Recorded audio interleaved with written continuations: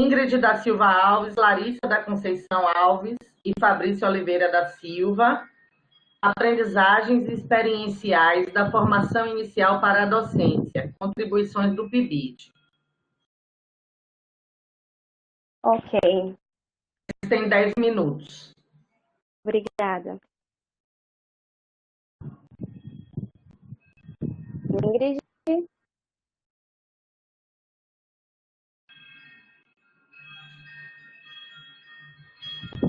Se vocês puderem abrir a câmera, se for possível.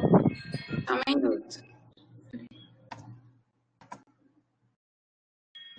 Gente, 1 minuto, viu? Que a minha webcam reiniciou aqui. Meu Deus.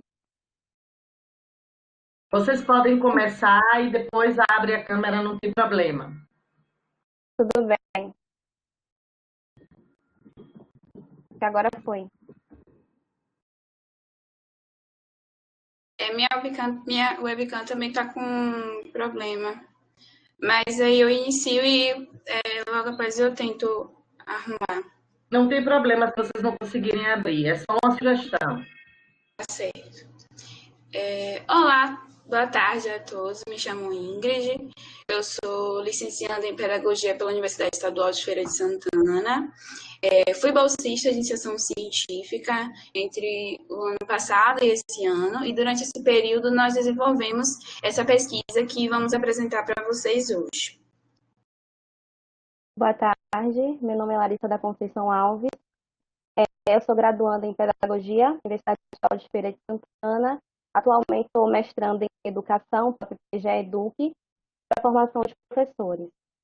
Bom, a nossa pesquisa se intitula Aprendizagens Experienciais da Formação Inicial para a Docência, Contribuições do PIBID. A pesquisa está sob orientação do professor Fabrício Oliveira da Silva. Bom, o Programa Institucional de Bolsas de Iniciação à Docência, PIBID, é uma iniciativa de investimento na formação inicial dos professores.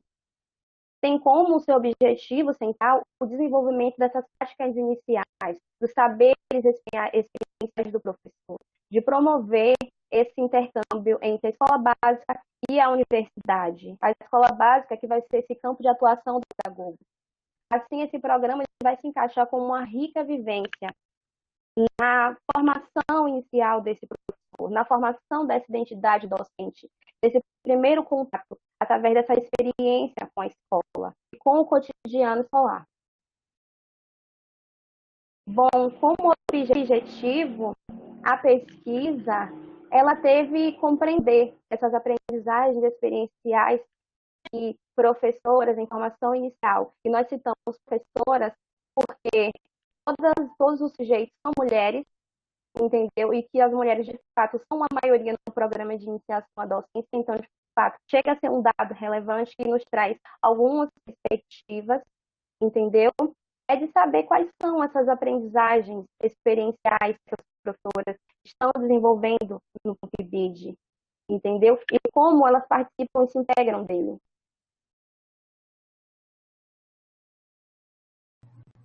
Como metodologia, nós fundamentamos na ideia do princípio qualitativo, né, defendida por Minnaert em 2008.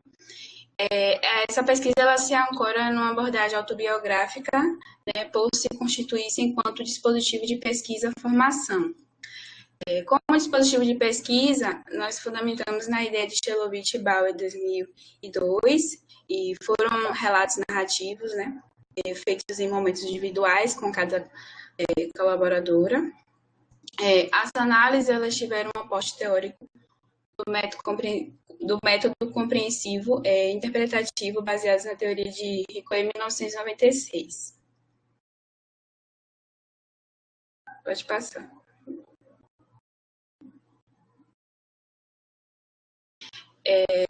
A aprendizagem experiencial na docência, né? A aprendizagem experiencial, ela está ligado às experiências que esses licenciandos bolsistas, né, durante o programa, eles desenvolvem, né? E nós, durante essa pesquisa, nós buscamos entender como que essas experiências elas foram, né, sendo construídas. E aí, com os relatos e todo o andamento da pesquisa, nós percebemos que essa aprendizagem experiencial ela é construída por diversos contextos, dentre os quais são o cotidiano escolar, que Silva ele afirma, né, Silva 2017 ele afirma, que o cotidiano ele se institui assim em uma presentificação por meio da qual as práticas comuns, as experiências particulares dos sujeitos emergem de como uma forma de se tornar factível o entendimento do vivido. Então, essa concepção de cotidiano, ela tem uma estreita relação com uma forma de pensar as práticas educativas no ambiente escolar. Então, só do licenciando, ele está imergido naquele ambiente, vivenciando a rotina, tanto fora de sala de aula como dentro de sala de aula. Dele ver como é que a professora, né, a professora regente, ela se assume, né, enquanto docente para os seus alunos, como é a organização mesmo da escola, como é que funciona, como é que aquelas pessoas que estão ali, né, aqueles indivíduos que estão no ambiente, eles se relacionam entre si. Então, tudo isso se torna um momento de aprendizado dos licenciados. E mais à frente, nós trouxemos um relato de uma das colaboradoras, que, por sinal, é a professora. Não, pode voltar.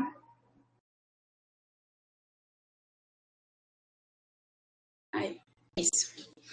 É a professora, e lembrando que esses nomes, eles são fictícios a fim de preservar a identidade das colaboradoras. E ela diz assim, bom, considero que as pessoas, elas aprendem de forma diferente, mas só de a bolsista ela está inserida dentro do cotidiano da escola, ela consegue aprender e o regente se torna uma referência para ele. Ele começa a ver a prática de como lidar com a rotina escolar. Então, a gente percebe que a própria professora ela já enfatiza essa importância desse licenciando e estar inserido no ambiente, porque só dele estar ali, ele já adquire uma aprendizagem. Agora pode passar. As temporalidades, né? As temporalidades, ela entra em um contexto não diretamente de uma temporalidade cronológica, né, do tempo cronológico, mas sim do tempo da aprendizagem de cada sujeito.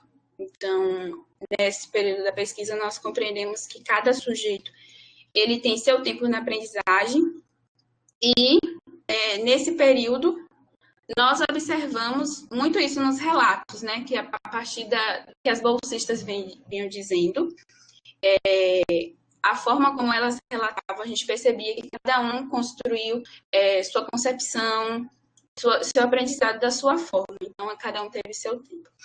E Silva, novamente, ele vem afirmando que quando se tratamos de formação, o tempo ele se constitui no sujeito pelas apreensões múltiplas. E ele faz para compreender o seu próprio tempo, né, em face do tempo universal e hegemônico. Assim, ao tempo do sujeito, tempo que emerge do cronológico, que é distinto deste. Então, Silva, ele realmente reafirma, né, o que eu vim discutindo, essa questão de que, nesse período, o próprio sujeito ele vem compreendendo o seu próprio... O microfone dela fechou sem querer, vocês só têm mais 2 minutos para concluir a apresentação. Vou ser rápida. Nesse relato, Raíssa, ela fala, que é uma das estudantes, ela fala que, ela reafirma, né, que cada aluno ele tem seu tempo.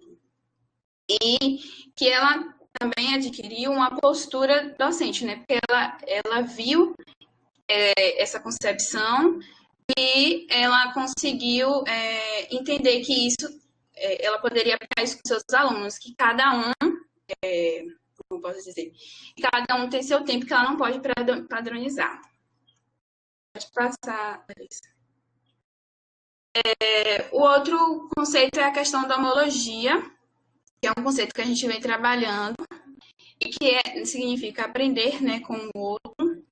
E nisso, na pesquisa, a gente entende que A homologia é você aprender com o professor, né?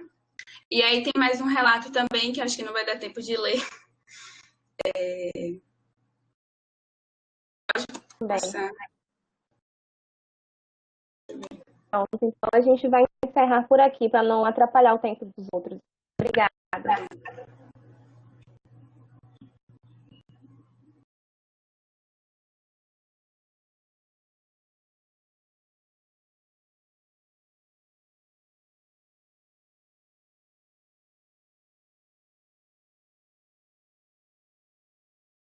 Professora, seu áudio.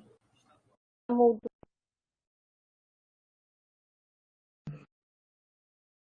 Ingrid e a Larissa, parabéns pelo trabalho. Vamos agora para a apresentação de Silvia Janaína, prática formativa no Programa Institucional de Bolsa de Iniciação à Docência, na perspectiva da fenomenologia sociológica. Eu gostaria de lembrar o pessoal para colocar o cronômetro nas apresentações, e aí vamos fazer aqui um combinado. Quando eu abrir a câmera é porque faltam 2 minutos para concluir. Combinado? Vamos fazer assim? Entendido, professora. Ok, entendido.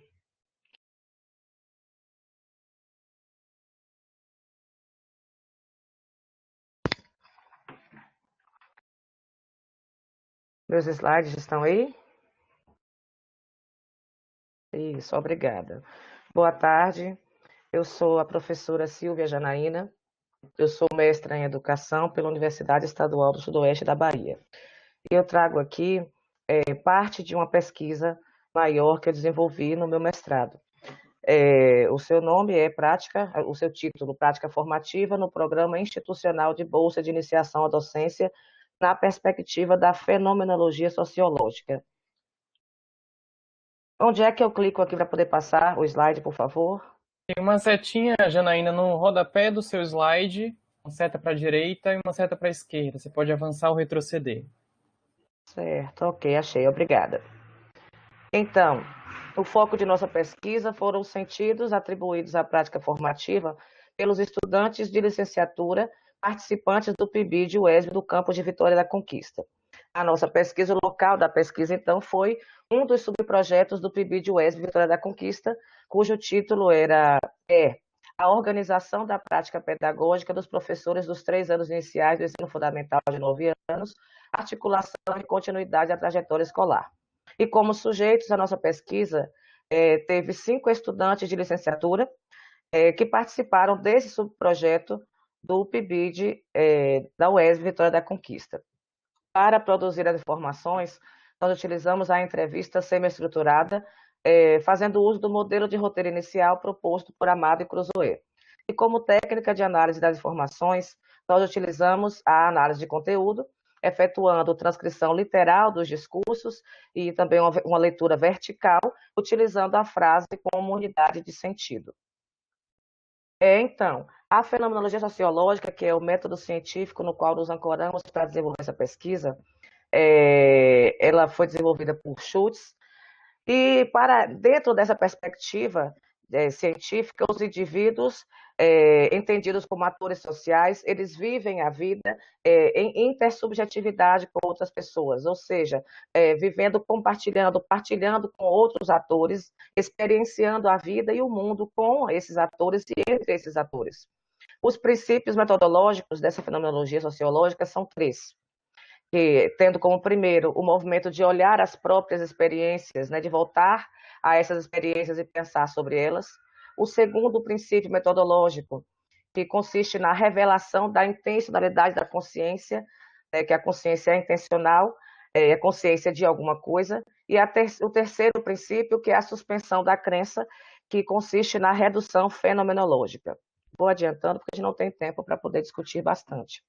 Então, para Schultz, os atores sociais, eles constroem a própria realidade a partir de experiências intersubjetivas, e daí é que decorre a experiência, a atribuição dos significados, dos sentidos a essa experiência. Então, por isso, sendo essas experiências, esses significados, na verdade, atribuídos, como eles estão relacionados às experiências vividas, e compartilhadas, eles só são atribuídos os sentidos, os significados a posteriori da ação, para que eles possam ser pensados, para que possa haver a reflexão, a suspensão da crença, a redução fenomenológica e assim a atribuição de sentido. Então, os sentidos de prática formativa que nós encontramos aqui em nossa pesquisa. Nós trouxemos 2 aqui para essa apresentação. Para a relação ensino-aprendizagem, nós percebemos que os sentidos se aproximam na preocupação com a aprendizagem do estudante, tendo o professor como principal condutor desse processo, e também o estudante o seu modo de aprender. Já para a relação educador, saber, conhecimento escolar, os sentidos eles refletem a ideia de construção, de adaptação de conhecimentos para o ensino e a ausência de estímulo à reflexão no processo educativo. Então, gente, a prática formativa desses sujeitos que nós entrevistamos, que participavam desse subprojeto no PIBID-UESB, essa prática foi forjada em suas experiências no PIBID, como foi muito bem dito anteriormente no trabalho das meninas aí, é inegável a contribuição do PIBID para a formação inicial de professores, né? E essas experiências revelam que o PIBID é um espaço com potencial formador de docentes para atuar na educação básica. Dessa pesquisa que nós realizamos, diversos sentidos emergiram e a gente pôde perceber que o licenciando foi se tornando professor não somente a partir dos conhecimentos que ele trouxe da academia, que ele foi adquirindo na universidade, né? Mas também e principalmente o conhecimento da escola, o conhecimento a partir da realidade concreta do chão da escola. Então, o que a gente pode perceber é que não há uniformidade na prática. Nós percebemos também que não há uniformidade nos discursos. Então, todos passam por experiências semelhantes, partilham o mesmo ambiente, a mesma situação, digamos assim, contudo, isso lhes confere olhares diferentes sobre as próprias experiências, né? Significações diferentes sobre as próprias experiências, foi o que nós tivemos na nossa pesquisa, né? Sobre as experiências e práticas, isso porque nós entendemos que há subjetividades na própria intersubjetividade. Bom, basicamente é isso. Adiantamos um pouquinho por conta do tempo, mas ficou tudo ok. Agradeço muito a atenção de todos vocês e seguimos o debate. As apresentações.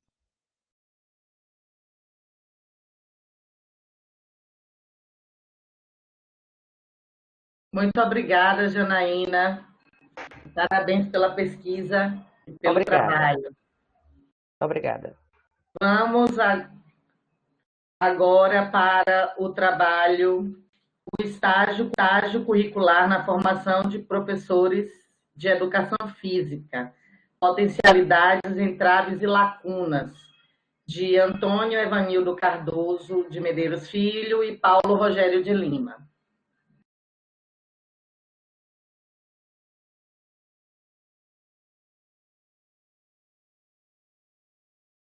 Estão me vendo, professora?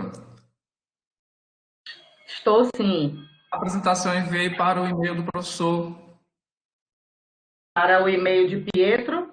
Exatamente. Ele deve estar carregando aí, já vai aparecer. Tranquilo. Deixa eu só confirmar, Antônio e Paulo, vocês mandaram pelo qual e-mail que foi enviado para mim? Pronto, vou olhar aqui. Eu tenho o institucional e o pessoal, mas foi o pessoal, eu enviei justamente às 14 horas e 8 minutos.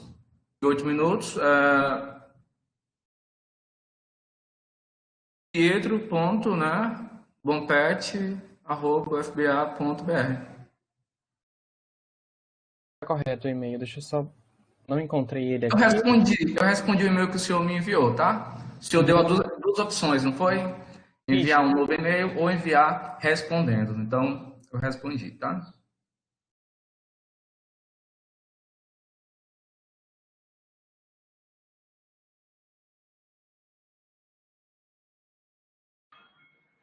Antônio, vamos fazer assim, você pode reencaminhar para mim? Não estou encontrando aqui, pode ter ido para o spam Sim, também. viu? Vou encaminhar só. Por favor. Pronto.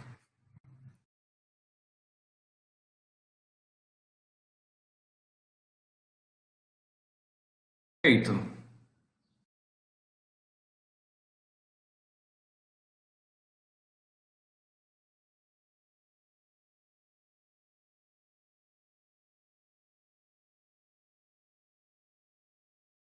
Professora Verônica, se a senhora quiser colocar uma outra apresentação, enquanto eu busco o slide do Antônio e do Paulo, Pode ser assim? se vocês não se incomodarem. Os colegas de trabalho de agora, a gente pode só... É a minha conexão que está ruim? Não, foi a do Antônio. Pode ser assim, Paulo? Pode sim. Então, Pietro, você carrega a minha apresentação, que tem o título Formação Docente em Exercício e a Criação de uma Epistemologia Pedagógica esteada nas relações minha e de Maria Roseli Gomes Brito de Sá. Pronto, professora.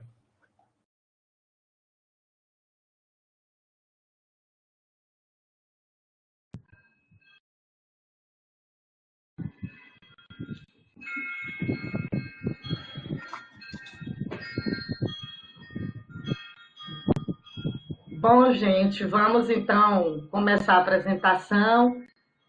Esse é um trabalho desenvolvido por mim e pela colega Roseli de Sá, no âmbito do programa Residência Pedagógica. Podem soltar o cronômetro, pessoal.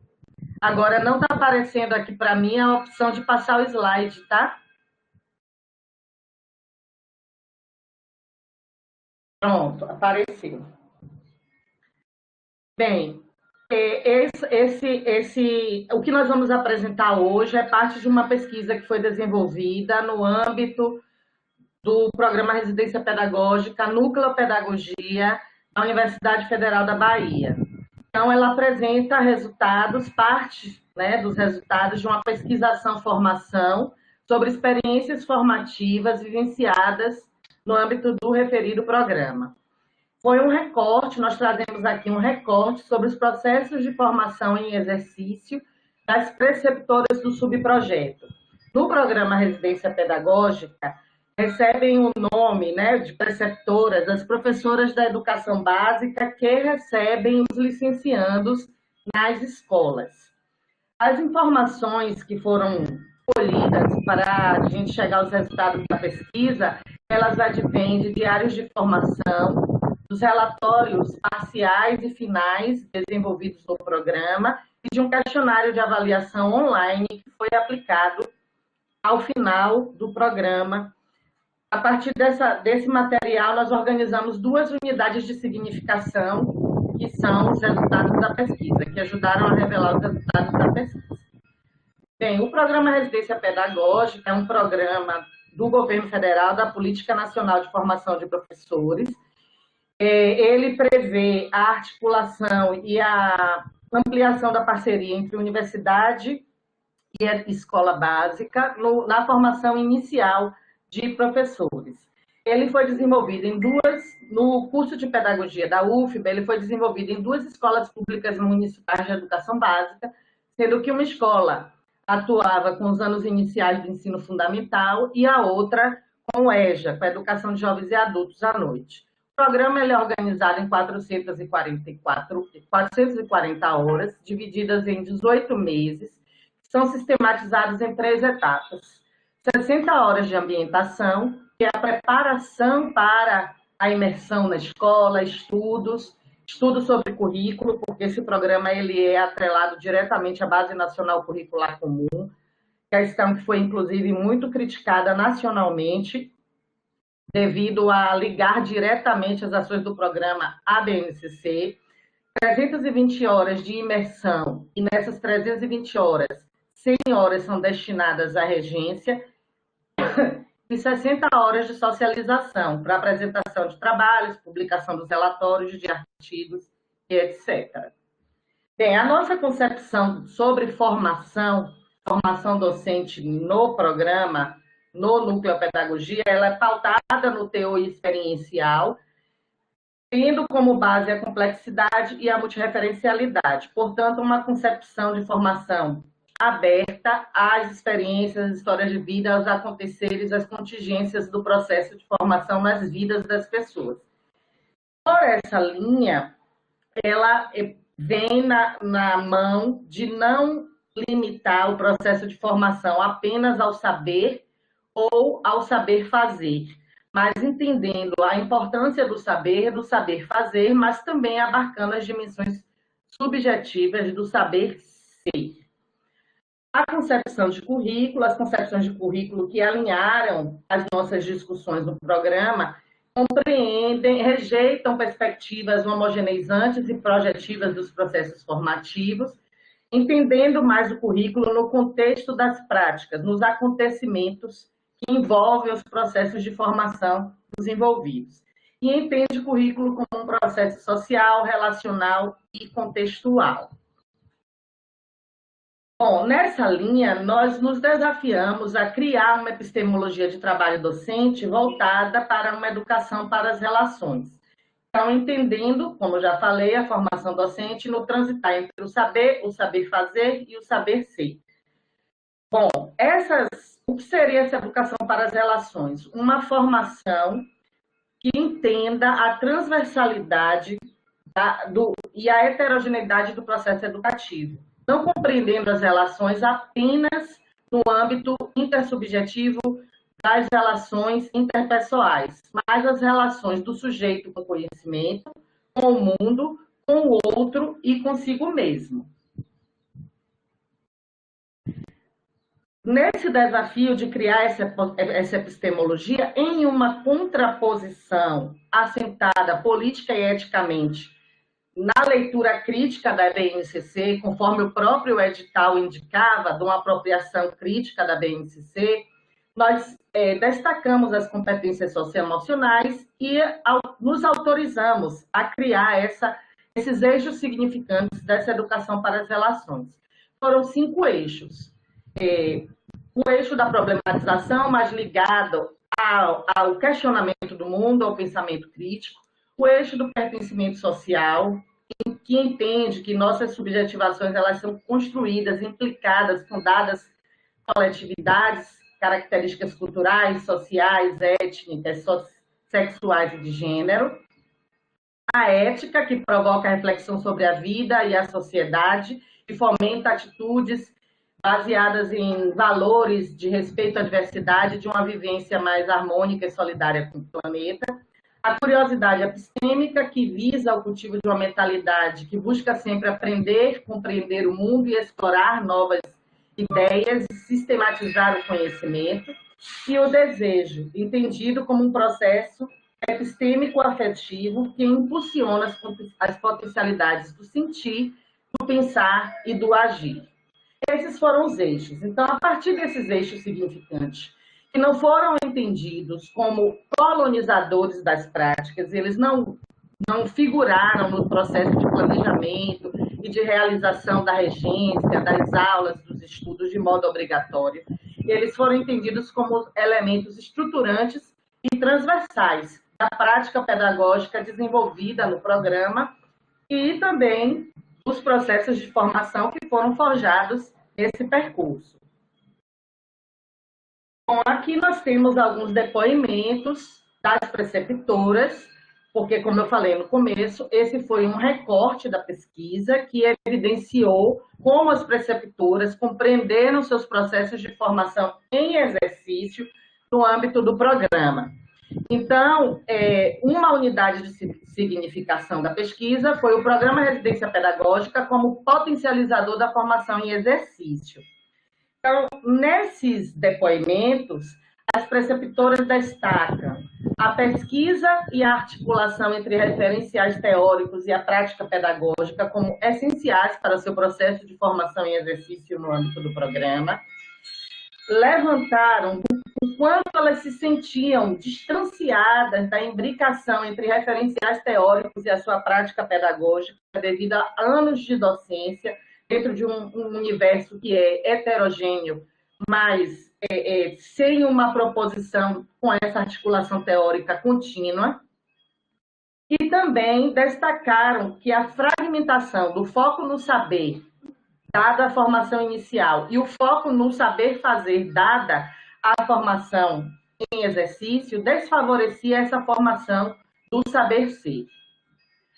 A outra unidade de significação é como as experiências formativas vividas na criação dessa epistemologia pedagógica esteada nas relações potencializou seu processo de formação em exercício. Ali são depoimentos e elas destacaram, né, que as vivências individuais alicerçadas nas práticas coletivas e colaborativas do programa contribuíram para a ampliação das suas autorias, na produção do conhecimento, na articulação do exercício da profissão, na reorganização de suas práticas pedagógicas, no pensar, fazer, sentir e olhar aquele universo pedagógico que elas já são habituadas a partir de outros ângulos.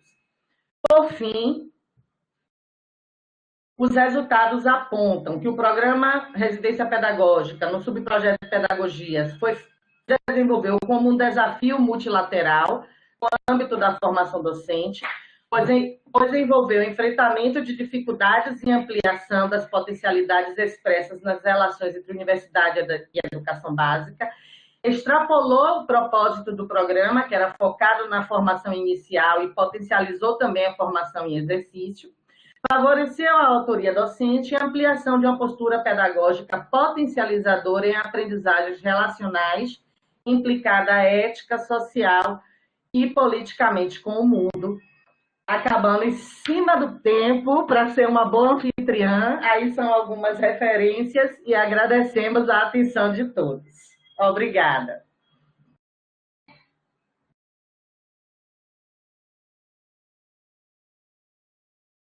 Bom, se os slides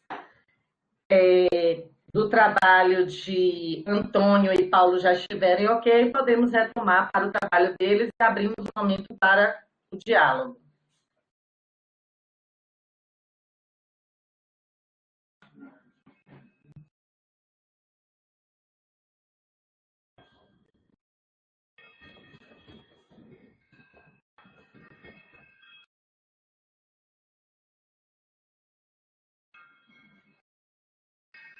Pronto. Antes de iniciar a apresentação, deixa eu só me situar aqui onde é que passa.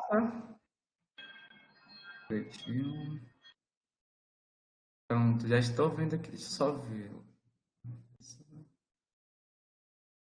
Antônio, tem umas setinhas logo no rodapé da página, ao final do slide, centralizada. Certo, deixa eu só ver. Você colocou um zoom no slide. Coloca só um menos, por favor, deixe em 100%.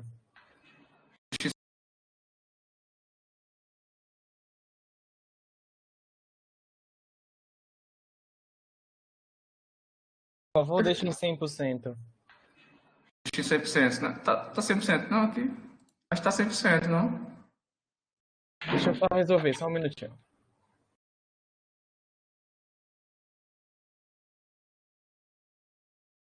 Eu posso ir passando, se você quiser.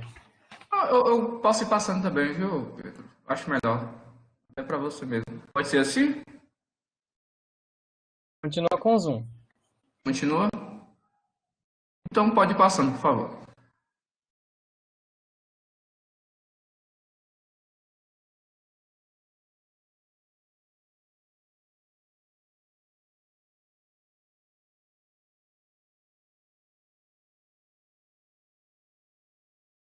Pode começar. Tem a parte de introdução, Pedro. Olá, pessoal. Primeiramente, boa tarde a todas e a todos. É com satisfação que irei apresentar agora o trabalho intitulado Estágio Curricular na Formação de Professores de Educação Física, Potencialidades, Entraves e Lacunas, que tem eu, como autor, Antônio Evanildo Cardoso Medeiros Filho, e o professor Paulo Rogério de Lima, né? Também nós que somos alunos do curso de doutorado do Programa de Pós-Graduação da Universidade Estadual do Ceará. Pode passar? Bom, aqui é mais ou menos um sumário, como eu vou tecer todo o nosso trabalho. Inicialmente, uma introdução, que irei abordar a contextualização, fundamentação teórica, pergunta de pesquisa, justificativa, objetivo. Logo, na sequência, com a metodologia, o tipo de pesquisa, critério de inclusão, descritores e, logo após, resultado de discussão, bem como as considerações finais. Pode passar, por favor? Bom, iniciando essa contextualização, eu trouxe aqui para vocês a Lei 11.788, que é justamente a lei que regulamenta o estágio supervisionado. Então, deixa claro que faz parte do projeto pedagógico do curso e desenvolve aprendizado de competências próprias da atividade profissional. Além disso, desenvolve para a vida cidadã e para o trabalho. Trouxe também a resolução número 6 de 2018, Esse caso é a DCM específica para os cursos de educação física, que aponta que o estágio deve ser realizado em ambiente de prática real e que deverá ser ofertado de forma articulada com as políticas e as atividades de extensão da instituição junto ao curso. Isso é um pouco de problema para o nosso curso, visto, né, que muitos alunos entram na licenciatura pensando que é bacharelado e querem desenvolver seus estágios em academia ou em ambientes não escolares. A gente tem que passar por todo esse processo de conscientização que deve ser realizado na escola ou em outros ambientes escolares. Em terceiro ponto, eu trouxe para vocês a resolução de formação de professores, né, a nova DCM de 2019, e que deixa claro que o estágio, todos os professores da instituição do curso devem estar engajados com as práticas de estágio. Pode passar, por favor. Bom, como fundamentação teórica, eu trouxe a Estela Piconês, no seu livro intitulado Estágio e Prática de Ensino, bem como a Selma Garrido Pimenta, a Socorro Lucena, Estágio de Docência, e Miguel Zabalza, né, que nesse caso, no seu livro intitulado Estágio e Prática em Contextos Profissionais da Formação Universitária. Nesse caso, esses autores e autoras vêm discutindo as contribuições do estágio na formação inicial de professores, né, destacando a identidade docente, constituição de saberes, formação crítica e reflexiva. E que a gente tem que deixar de pensar o estágio somente naquelas 4 paredes da sala de aula e fazer com que os nossos alunos ganhem também outros ambientes e também desenvolvam atividades que sejam oriundas da criticidade da prática reflexiva. Pode passar, por favor? Bom, dessa forma, eu trouxe aqui a pergunta norteadora, que é quais são as potencialidades, entraves e lacunas do estágio curricular supervisionado na formação de professores de educação física? Passar. Como justificativa, a gente espera que ao final desse trabalho a gente possa subsidiar o planejamento das disciplinas de estágio curricular supervisionado dos cursos de formação de professores de educação física, apontando possíveis indicadores, né, como, por exemplo, diálogo professor-aluno, relação universidade-escola, qualidade da estrutura física e material, e a gente vai apontar outros lá nos resultados de discussão. Pode passar, por favor. Com o objetivo, identificar as potencialidades, entraves e lacunas do estágio curricular supervisionado na formação de professores de educação física. Vou mostrar para vocês agora a metodologia. Então, como tipo de pesquisa, a gente traz uma revisão integrativa de acordo com o Souza Silva e Carvalho. É uma pesquisa que parte de uma pergunta, de um problema, e a partir da revisão de literatura, seja teórica ou prática, a gente vai tentar solucionar esse problema. Então, dessa forma, se caracteriza como uma pesquisa descritiva de abordagem qualitativa e, quanto aos seus aspectos éticos, está de acordo com a Resolução 510 de 2016, né, e especialmente lá no artigo 1º, no inciso 6º, que pesquisas realizadas com revisão de literatura não precisam necessariamente passar pelo sistema CEP-Conect. Outro ponto que eu trouxe é os critérios de inclusão. Então, como se trata de uma revisão integrativa, a gente fez um recorte ali do tempo. Então, a gente selecionou pesquisas apenas de 2015 a 2019, esse foi o nosso recorte temporal, e alguns sítios eletrônicos, como Cielo, Google Acadêmico, BDTD, ERIC e Lilacs. Em relação aos descritores, eu posso destacar aqui educação física, estágio curricular, potencialidades, dentre outros, e eu destaco também que a gente utilizou os operadores Booleano, AND e OR. Aqui é mais ou menos o trajeto que a gente percorreu para chegar nesses resultados finais. Então, inicialmente, a gente fez análise por título, logo em seguida, a verificação do ano de publicação, na sequência, leitura do resumo, leitura na íntegra e uma análise qualitativa dos trabalhos que restaram. Pode passar, por favor. Aqui eu mostro mais ou menos um mapa. Então, inicialmente, nas bases de dados, a gente identificou 1990 trabalhos, que desses foram excluídos 1947 por título, e aí restaram 43, e que desses foram excluídos 21 pelo recorte temporal, por não atender, 2015 a 2019, como também 3 excluídos por duplicação, e 1 por ser uma revisão de literatura, que foi um dos critérios de exclusão que a gente também colocou. Desses, né, sobraram aí 18 estudos, e desses foram excluídos 5 após a leitura do resumo e também 6 após a leitura na íntegra, restando aí 7 estudos para a gente fazer essa síntese qualitativa. Por favor? E a gente chega agora nos resultados, né? Primeiramente, irei apontar algumas potencialidades e logo após alguns desafios. Não são problemas, são apenas desafios do estágio supervisionado nos cursos de educação física de acordo com a literatura dos últimos 5 anos.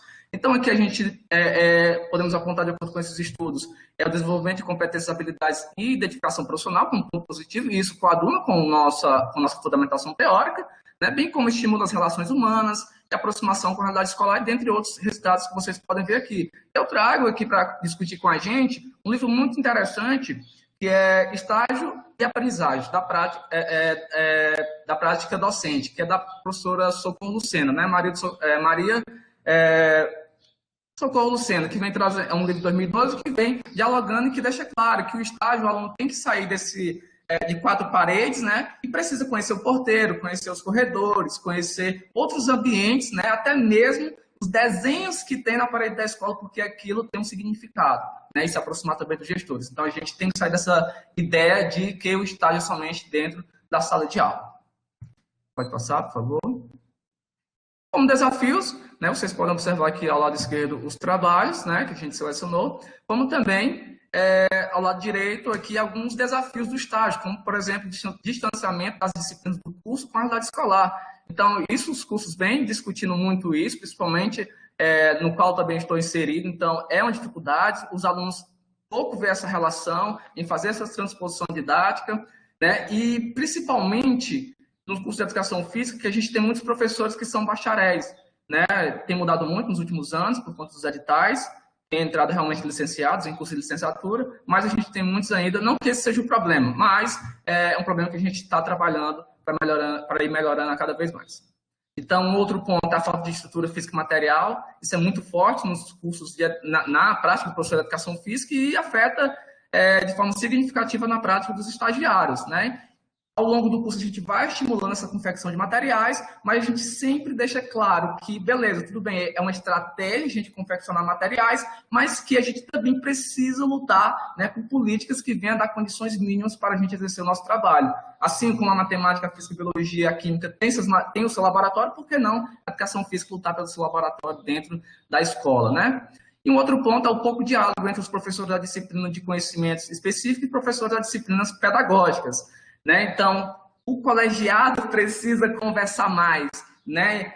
O Zabalza, né? Miguel Zabalza trata muito isso no seu texto, que é um ponto positivo trazer o estágio, né? Trazer o colegiado de estágio, que muitos cursos têm, mas também tem um lado negativo. Positivo, porque tem professores estudando especificamente o estágio e resolve aqueles problemas. De forma negativa, é que aqueles professores que não estão à frente do estágio, eles acham que não têm responsabilidade com essa formação do estágio, mas eles também têm essa responsabilidade. Então, tem esse lado positivo e negativo, quando a gente tem dentro dos cursos hoje esses colegiados, né, mini colegiados, professores que ministram estágio. Pode passar, por favor? Bom, a gente chega às nossas considerações finais. Então, embora o estágio curricular supervisionado seja considerado um componente curricular indispensável na formação de professores, ainda carece de múltiplas melhorias, tanto pelo curso de formação quanto pela escola, e eu destaco também aqui por políticas, né? A gente lutar por essas políticas que venham melhorar as condições de atuação, não só do professor de educação física, mas de todos os professores independentes de área. E aí, como limitação da nossa pesquisa, e ao falar essas limitações, eu já vou sinalizando sugestões de outros estudos, né? Por exemplo, ampliar as bases de dados, como também a seleção de outros idiomas e a ampliação do recorte temporal. Como, por exemplo, desde 2008, quando a gente tem a Lei 11.788, que é do estágio, até 2020, e a gente também, como sugestão, estudos que venham escutar esses professores, como também os estagiários, né? Lá no seu locus mesmo. E é isso, pode passar, eu finalizo a minha apresentação, essas são algumas referências e muito obrigado pela atenção.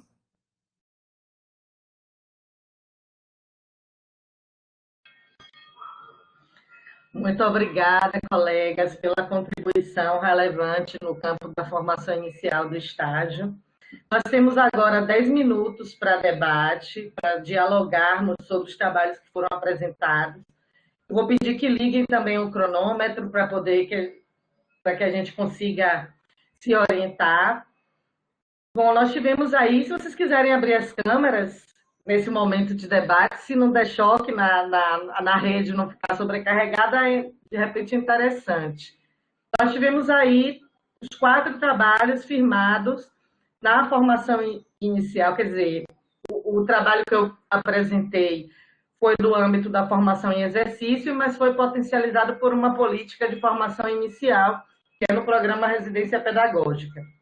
Então, nós tivemos aí trabalhos implicados com a formação inicial em exercício, 3 trabalhos a partir da Política Nacional de Formação, que é através do PIBID, do Programa Residência Pedagógica, e um trabalho no âmbito do estágio, que inclusive o Programa Residência Pedagógica, no edital, ele além daquela ligação direta com a Base Nacional Curricular Comum, ele também se coloca como um potencializador da mudança dos estágios supervisionados na política e da organização pedagógica dos estágios supervisionados nas IES.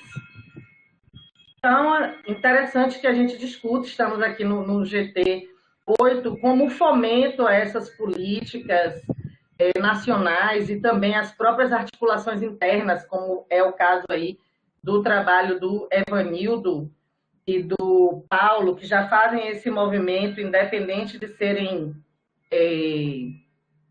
direcionados por alguma política nacional para essa articulação dos estágios. Me parece que todos esses caminhos são para aprofundar a articulação entre universidade e escola básica. Então, se vocês tiverem perguntas, comentários, nós temos aí alguns minutos para conversar, seja especificamente sobre os trabalhos, ou seja sobre esse panorama que os trabalhos têm, essa transversalização que os trabalhos têm em comum. E os autores também, se quiserem fazer mais algum comentário sobre os seus trabalhos. Eu quero fazer um comentário com relação ao PIBID, né, que foi um programa onde eu me descobri professora, enfim, e que, assim, o início da docência, pelo menos acredito que para mim teria sido sem o PIBID, ele teria sido marcado pelo aspecto da sobrevivência, de estar sempre descobrindo algo novo, de como me portar na escola básica. Mas eu percebo que ter participado do PIBID me trouxe um saber da experiência para além do tempo cronológico. Trouxe essa experiência que provoca uma mudança, uma mobilização interna. Por exemplo, isso de me descobrir professor, isso é uma mobilização interna. É uma mobilização que é construída tanto pela universidade, a partir dos princípios teóricos, metodológicos, mas também é construído no chão da escola, em que o PIBID insere o estudante naquele cotidiano, contato com o corpo docente, com essa comunidade escolar.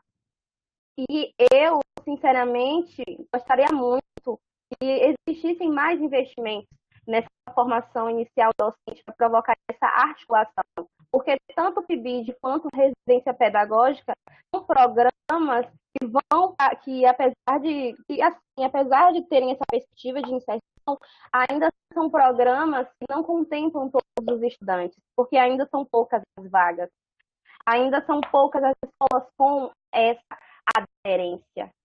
Para mim, o PIBID, ele deveria, não só o PIBID como a residência, deveria se tornar esse tipo de política, uma política forte, uma base sólida que provocasse, de fato, essa articulação a ponto de fazer parte, de certa forma, dessa grade curricular da universidade. Porque é um programa que possui bons frutos. Atualmente, a gente pode perceber que quando se fala de formação inicial, muita gente fala do PIBID, Tati fala do PIBID e até mesmo os próprios estudantes falam. E é de comum acordo que nesses trabalhos é isso. Eu me vi, eu me percebi, eu me descobri professor pelo programa de iniciação à docência, através dessa articulação, desse saber experiencial do tempo Cronos e Kairos, daquele tempo, da experiência interna, daquilo que me mobiliza para fazer algo. São muitos os relatos, não é, Larissa? De quanto o PIBID potencializa essa aproximação com a docência. Evanildo quer fazer também uma contribuição. Perfeito, obrigado pelo espaço novamente, professora. Isso que a menina estava comentando é apenas um relato a mais, né, de tantos mil relatos que tem sobre o PIBID. Né? E aí a gente se pergunta, e a Selma Guerra de Pimenta vem trazendo essa crítica, porque somente aqueles, né, têm direito, não é nem direito, mas têm acesso ao PIBID, ao programa do PIBID. Eu sei que isso está voltado como recurso, tudo bem, né? Mas porque todos também não poderiam ter essa formação. Eu sei que a gente tem uma resolução agora, esse ano de formação de professor, né, de professores, que no caso já permite que tenha essa aproximação com a escola desde o início do curso. E que eu concordo, a gente tem muitas rejeições quanto a isso, às vezes temos rejeição. Como é que o aluno vai para a escola se ele não tem nenhum saber ainda? Ele não tem nenhum saber ainda.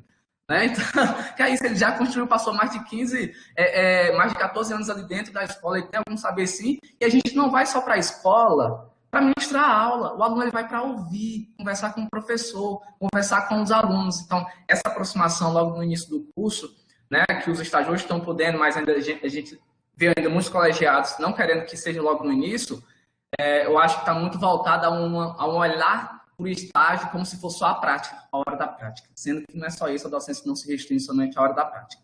Então, a gente também precisa abrir nosso leque para isso.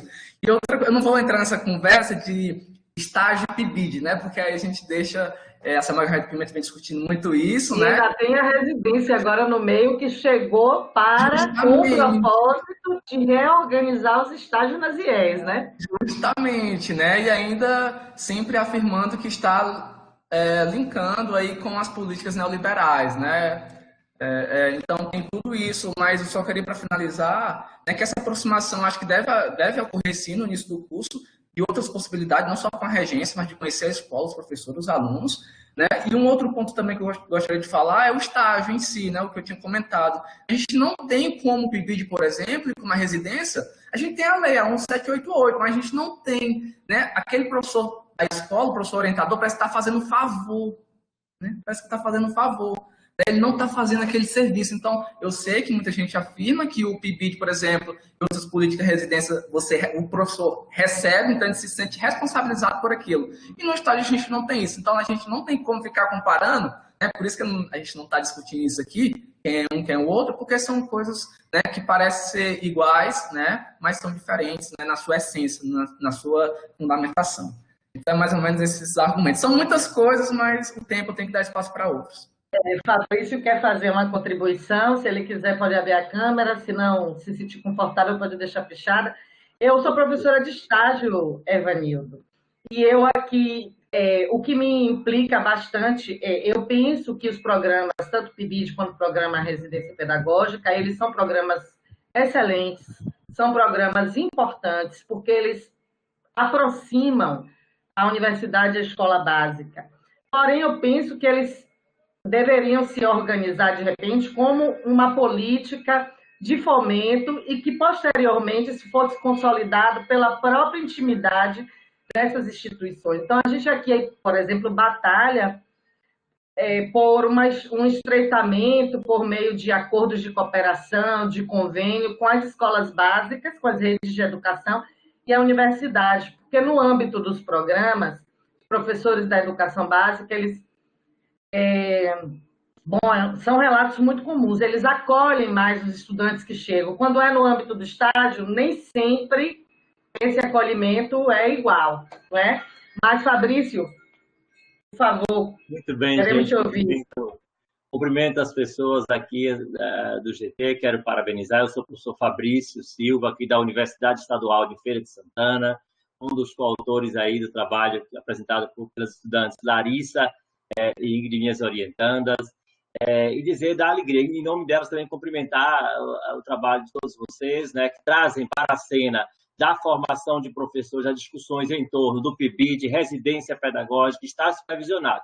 E aí, obviamente, a gente não está, já se superou essa discussão de que quem é melhor, quem é pior. Acho que não são programas, né, e nem espaço de formação melhor ou pior do que o outro, mas são espaços potentes que têm trazido para o âmbito da discussão de formação de professores a necessidade de tornar, né, o espaço de formação e o sujeito que vivencia esse espaço um sujeito protagonista, em que essas aprendizagens experienciais elas emerjam, né, da insurgência do que é a profissão docente, de como nós temos habitado a profissão docente. Fiquei com pouco tempo, estou encerrando, né, mas como que habitar a profissão docente, desenvolver os saberes numa insurgência do movimento reflexivo que a gente faz, como que isso é relevante, como que nesse GT eu parabenizo os trabalhos que até aqui, já hoje aqui foram apresentados, por ter essa tônica, por ter essa dimensão, né, de trazer, de evidenciar os estudos em que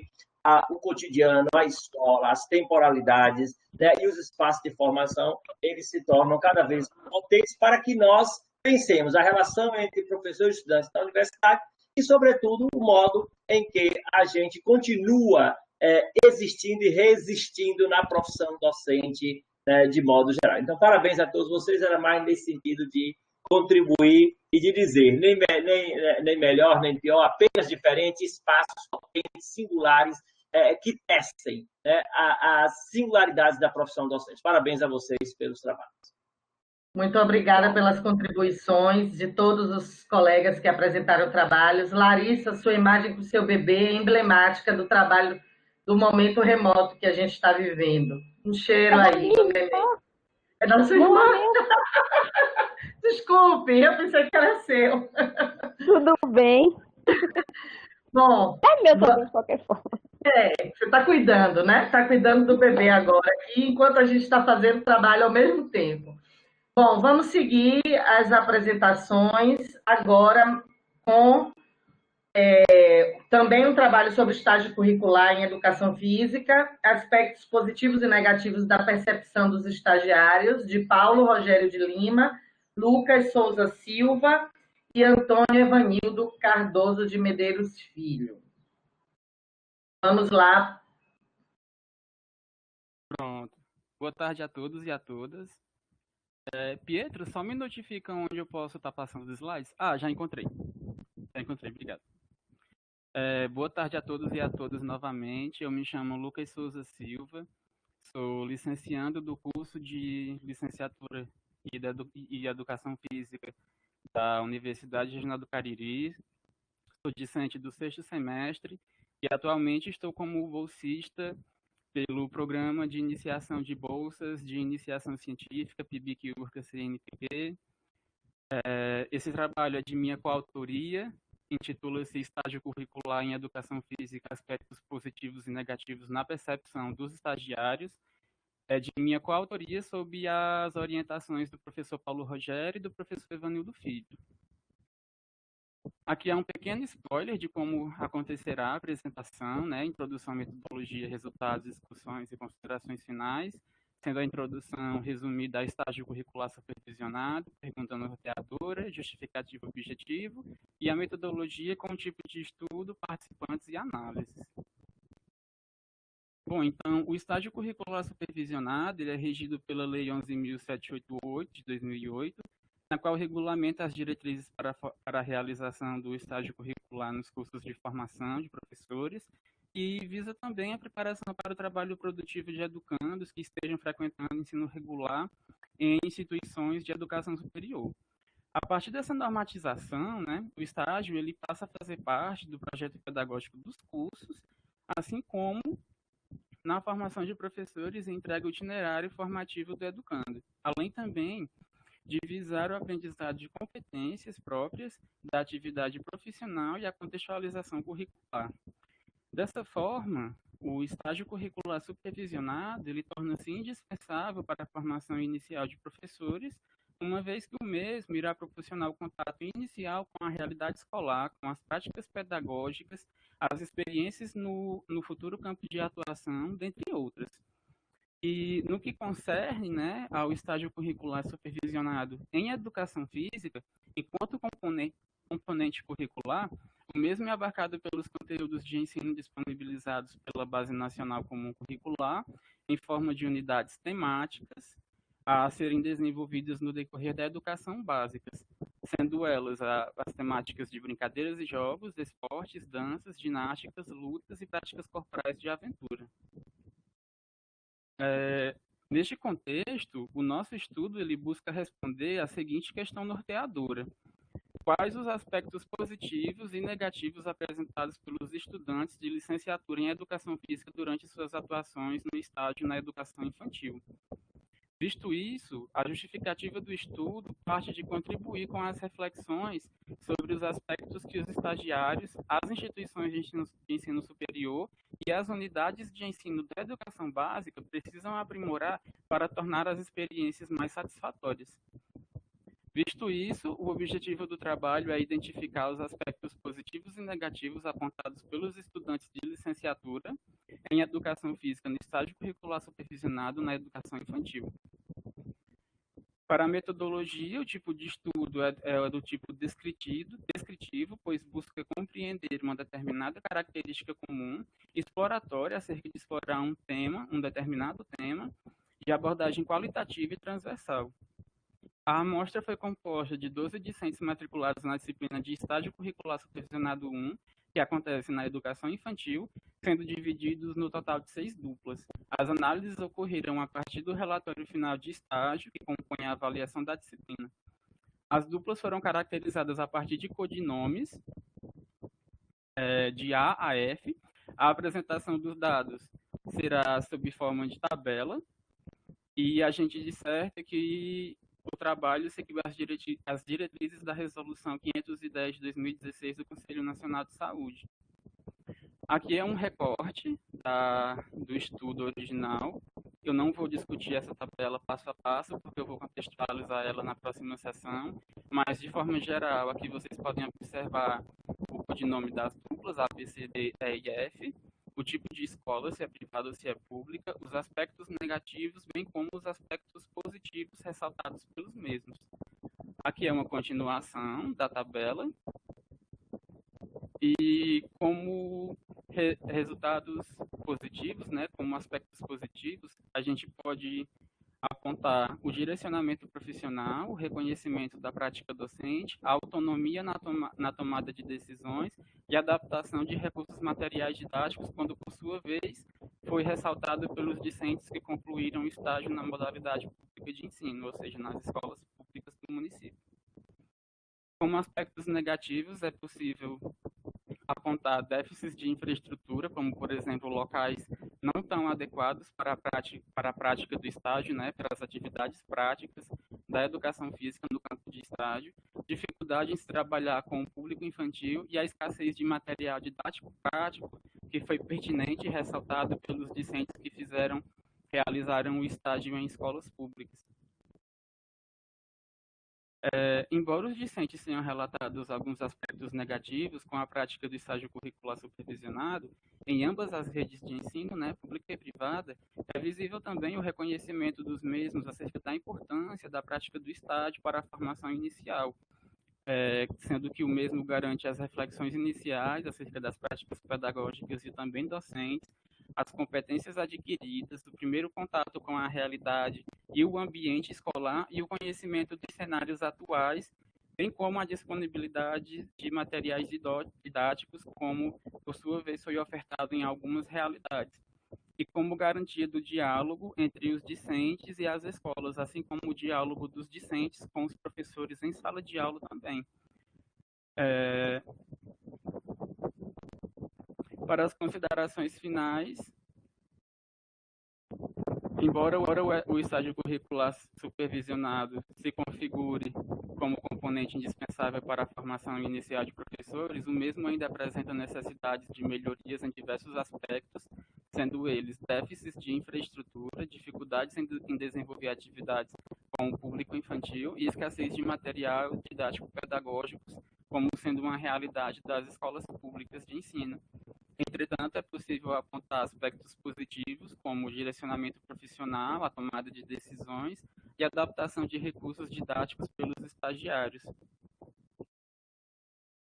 Em relação às limitações da pesquisa, a gente ressalta o baixo número de estagiários participantes da pesquisa, o que repercute em uma necessidade de um número amostral significativo para que, de forma mais sucinta, nós possamos diagnosticar possíveis quadros situacionais no decorrer da prática do estágio, assim como um norteamento maior a partir dos aspectos positivos e negativos que sondam este componente curricular.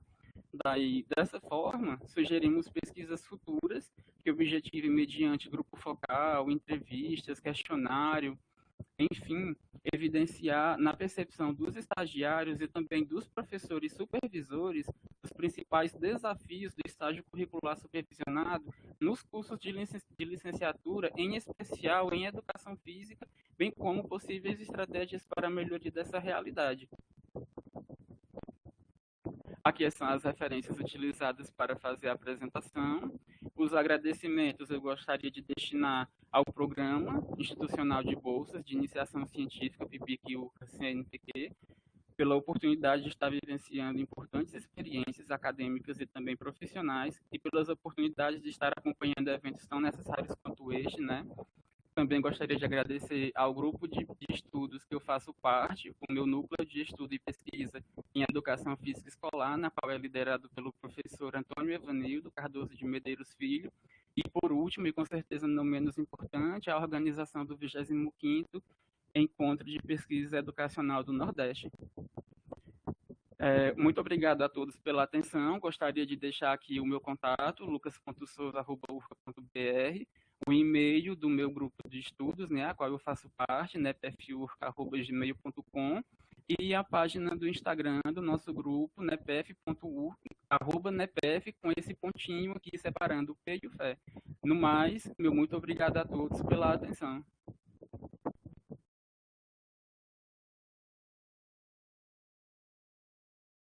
Muito obrigada, Lucas, pelas suas contribuições do seu grupo, não é? Do trabalho desenvolvido por vocês três no campo do estágio supervisionado. Eu quem agradeço, professora, pela oportunidade. Sigamos agora para o trabalho de Deise Lago, a reflexão sobre a prática pedagógica como fio condutor na formação inicial docente. Está iniciando aqui a câmera também, demorando um pouquinho. Ok, vocês me ouvem bem? Posso seguir? Pode. Não, acho que a câmera não ligou, mas tudo bem. Eu vou seguir para ganharmos tempo. Eu sou Deise, sou professora da Universidade do Estado da Bahia, trabalho no Departamento de Educação, sou professora de estágio supervisionado. No semestre passado não trabalhei com estágio supervisionado, trabalhei com outra disciplina, e por ser professora de estágio e por também já ter sido coordenadora do PIBID, eu acho que potencializou bastante essa minha prática, né? essa iniciativa que eu tive com uma turma do curso de pedagogia. Ele é intitulado A Reflexão sobre a Prática Pedagógica como Fio Condutor na Formação Inicial Docente. Nossa, eu não estou aqui. Tá, aqui. Pronto, eu vou contextualizar o trabalho, né? Ele é um relato de experiência, de uma experiência vivenciada com a turma do 7º semestre de pedagogia. Foi um relato a partir da disciplina Referenciais Teóricos Metodológicos das Ciências Sociais na Educação Infantil, e utilizou como metodologia a análise da prática pedagógica, muito inspirada no trabalho de Novoa, de Schum, de Cortagem, Zabalza e Zeitlin. Esse trabalho, ele foi motivado a partir de colocações dos estudantes. No primeiro dia de aula, eu fiz a apresentação do programa da disciplina, e a minha proposta de avaliação é que eles fizessem um portfólio trazendo discussões das outras disciplinas, sobretudo de estágio supervisionado. Eles declinaram a proposta, fizeram outra proposta. Eles começaram a se queixar de que o ensino universitário era distanciado da prática pedagógica e estavam sedentos de experiências que aproximassem mais da docência e gostariam de refletir sobre as coisas que eles tinham vivenciado ao longo do estágio, do PIBID, da residência, enfim, da própria experiência profissional deles. Então, de posse dessa motivação e também da minha motivação de trazer para a cena a prática pedagógica assumida, e essa reflexão assumi-la como uma potência na formação do docente, que muitas vezes isso na academia é tido como algo menor, a pesquisa ou os relatos trazidos, ou o conhecimento trazido a partir da prática, muitas vezes isso é negado na universidade, e eu gostaria que esses alunos, além disso, de ter essa experiência com a prática, eles pudessem também vivenciar, como foi uma prática avaliativa negociada com eles vivenciarem esse processo de negociação de uma prática avaliativa. Na verdade, eu queria trazer para a cena a complexidade do que é a docência do professor da universidade, ou professor da educação básica, a partir da experiência deles na universidade. Eles propuseram que fosse o gênero artigo científico, porque eles poderiam fazer esse registro e apresentarem em outros espaços, foi uma proposição deles, e foi acatado pela turma toda, e por mim a gente começou o processo de escrita e de reflexão sobre a prática pedagógica, sobre experiências deles. Bem, depois desse primeiro dia de apresentação, de negociação, e aí eu trago o conceito de Flávia Vieira de negociação, desse espaço democrático, e era uma prática avaliativa, e tinha essa intenção de ser emancipadora, ou deles terem autonomia. Então, nós começamos um processo de negociação de como seria feito o trabalho, os critérios do artigo, como seria composto. Tudo isso foi construído em sala de aula com eles em 2 encontros. Depois de escolhido, ficou acordado que eles fariam o registro de uma experiência marcante. Antes era só no estágio, eles que pediram que ampliasse, que fosse no PIBID e na residência pedagógica, vivenciadas ao longo da formação deles e também dentro da própria universidade. Depois dessa escolha, marcante, foi definido o conceito de GAT como marcante, que eram aquelas que ensejavam sentimentos diversos, conflitos, reflexões, incertezas e mudanças de perspectivas e de modos de agir pedagogicamente e educacionalmente. Então, sempre a gente estava problematizando as escolhas dos temas deles, eram 44 alunos, era um artigo individual, e foi um trabalho hercúleo mesmo nesse semestre, mas eu entendia que, e não foi muito difícil, porque como foi negociado e proposto pelos estudantes, eles estavam sempre dispostos a reverem, e a gente está investindo mais um pouco na reflexão e na escrita do texto. Então, depois que eles escolhiam os temas, e a gente procurava problematizar em aula, por que aquele tema, porque era marcante, porque aquelas atitudes que os estudantes, que a professora no estágio, que eles observavam, porque eles achavam que a professora tinha tomado aquela atitude, como eles fariam. Então, eles escolheram os temas, e depois nós seguimos com orientações individuais para a escrita do texto. A partir dos indicadores que foram construídos lá no primeiro momento, eles começaram a escrever o texto, e nós íamos fazendo o texto, a correção escrita, devolvia para eles, sinalizando com problematizações investidas na reescrita do texto, no investimento do texto, até eles acharem que o texto estava pronto e que eles gostariam de ser avaliado no final do semestre. Depois desse momento, que isso aconteceu ao longo dos 4 meses da disciplina, ele não foi, apesar de colocar etapas, não tivemos a reflexão no momento estanque, nem a problematização no estanque, era ao longo de todo o percurso, né, da disciplina. Nós tivemos a entrega e a partilha do texto produzido e a avaliação dessa trajetória do trabalho, né? Essa partilha, esse momento de partilha também foi cuidado para que eles pudessem trazer, escutar os alunos, problematizar, ouvir, não é? Dizer, né? Se colocar, ter empatia, se colocar no lugar do outro. Bem, que eles trouxeram nesse artigo, né? Que uma das ideias era que eles também, nessa escrita, eles trouxessem aquilo que tivesse impactado, que como essa experiência impactou, né?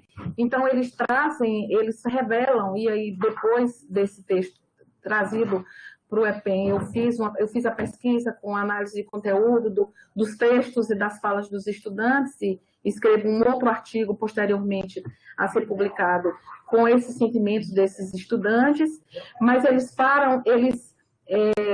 compreenderam a dificuldade deles para a escrita de um artigo, e eu fui sinalizando todas as dificuldades, fiz um guia com as dificuldades e passei para eles dizendo como eram as que eles poderiam investir naquelas dificuldades que eles tinham, o que é que eles poderiam estar lendo.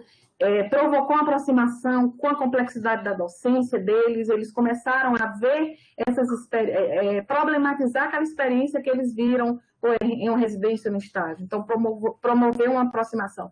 Que a aproximação não se dá só na ida no local de trabalho, mas também na compreensão de como aquelas questões estão ocorrendo, o porquê que estão ocorrendo. Então, eles trazem nos relatos deles esses depoimentos que aproximou da complexidade da docência, compreenderam. Eles passaram a ter um entendimento desses contextos sociais e pedagógicos, então eles analisaram a prática a partir de um contexto, não foi uma análise descolada do contexto, a gente sempre procurava trazer uma compreensão daquele cenário onde a prática estava acontecendo. Foi um momento foi um instrumento de reflexão, de autoavaliação das decisões do trabalho pedagógico. Isso foi muito importante, porque eles colocaram que, enquanto docentes e futuros docentes também, começaram a analisar aquelas posturas que muitos dos docentes faziam, ou outros estudantes, eles procuravam entender e fundamentar, depois da escolha marcante, por exemplo, eles escolheram sobre a questão de racismo, de gênero, da inclusão, eles relataram situações com esses temas, eles escreviam e iam atrás de aporte teórico. Também eu procurava subsidiá-lo com indicação de textos e procurando outros professores que pudessem ajudá-los na compreensão daqueles temas. E também esse trabalho ele foi potente na formação dos estudantes e na minha formação também, porque o mais difícil desse trabalho foi a gente trazer, e aí eu vi que nos depoimentos anteriores, os professores trouxeram a questão da experiência, então traduzir essas subjetividades, essas intercorrências que são da experiência, isso não é recorrente na universidade, trazer os sentimentos, isso é muito difícil. Então, eles se colocaram, eles traziam um texto muito objetivo, sem colocar, era necessário a gente estar fazendo sempre intervenções para que eles trouxessem os sentimentos, por que eles sentiram aquilo, o que era aquilo, e eles pudessem refletir, a gente chegar não uma reflexão distante, mas uma reflexão aproximada de um aporte científico.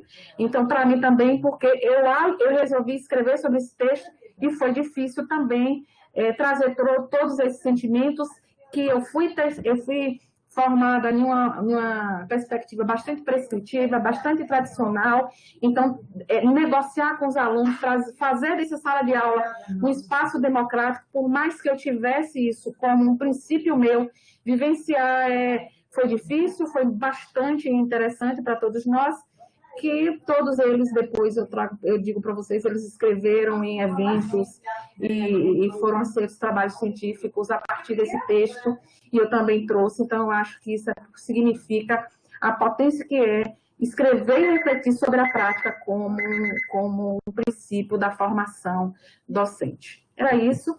Passo aqui meu trabalho também inspirado, aqui tem o professor Fabrício, no que ele traz do PIBID. Aqui alguns autores, não trago todos, claro, porque não daria, mas alguns que eu cito aqui como potência, como fundamento, e quero coroar com Freire sempre nessa aproximação, nesse diálogo das práticas com os estudantes e o contexto, uma prática amorosa. Obrigada. Parabéns, Deise, pelo belíssimo trabalho, muito inspirador. Excelentes contribuições. A Genilda chegou, ela está aí na sala. Deixa eu ver se é Genilda mesmo nome. Genilda Maria da Silva.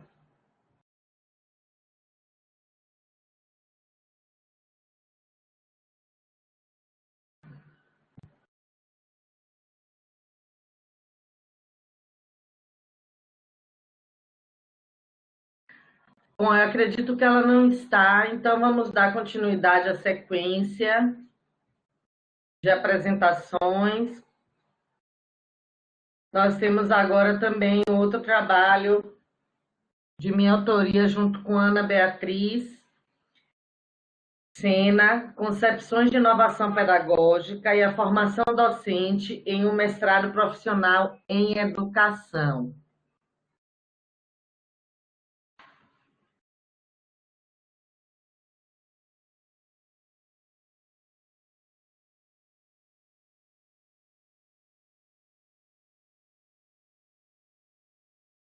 Gente, eu não Beatriz, e o meu aí da tela. Alguém tira, por eu favor? acho que sim, o pessoal vai substituir. Saudade, Bia. Saudade também, Pro. Boa tarde, gente. Já começou o cronômetro? Não, vai ainda colocar o Ah, os slide. slides, né? Sim. Ana Beatriz, você me mandou o slide pelo qual e-mail? Ana Beatriz JFS. Perfeito, já achei. Vou subir o slide agora. Tá bem.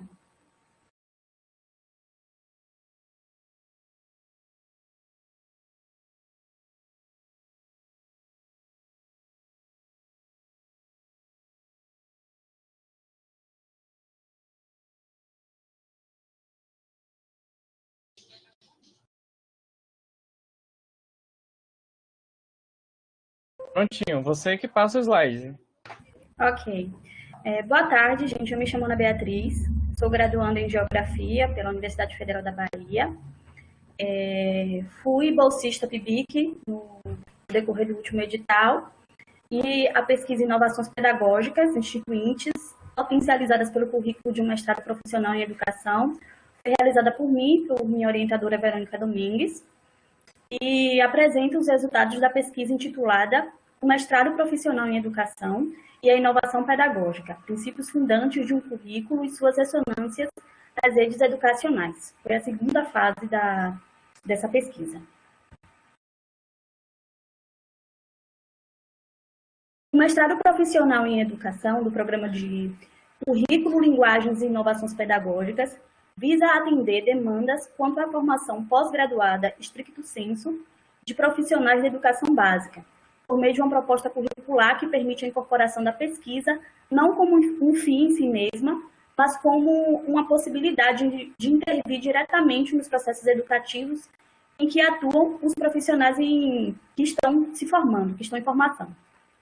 As concepções curriculares que embasam o curso estão pautadas no estudo da educação, no seu acontecer cotidiano e nos espaços sociais em que se processa. Gente, vocês estão me ouvindo direitinho porque eu desativei o bate-papo. Estamos ouvindo bem, Bia.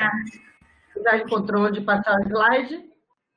Eu vi a notificação de que tinham 8 mensagens e fiquei assustada. Pronto. Você está vendo aí onde passa, né? Uhum.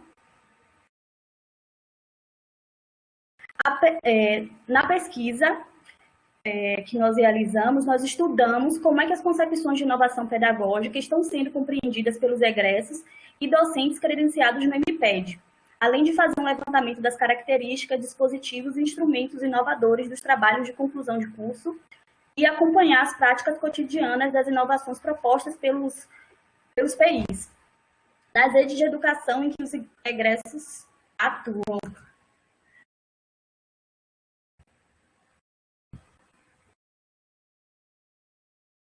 O objetivo constituiu em acompanhar as propostas de inovação pedagógica engendradas nos projetos de intervenção, elaborados como trabalho final de curso, do mestrado profissional em educação, do programa de pós-graduação em currículo, linguagens e inovações pedagógicas da Faculdade de Educação da Universidade Federal da Bahia.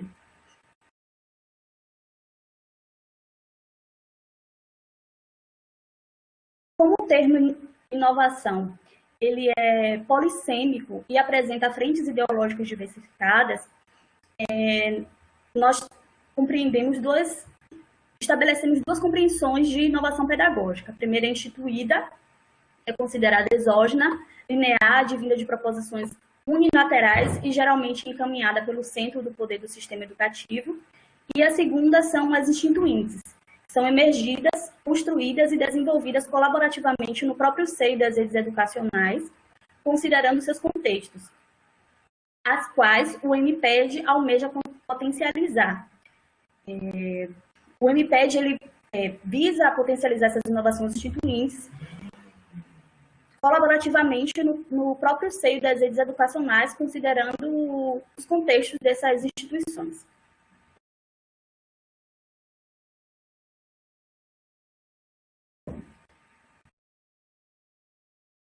A investigação em campo piloto foi a metodologia que nós conduzimos a pesquisa e acompanha os processos curriculares no intuito de retroalimentar as propostas do MPED e demanda a criação do seu próprio campo, qual seja o campo de atuação, para criar novas proposições teóricas e novas perspectivas práticas.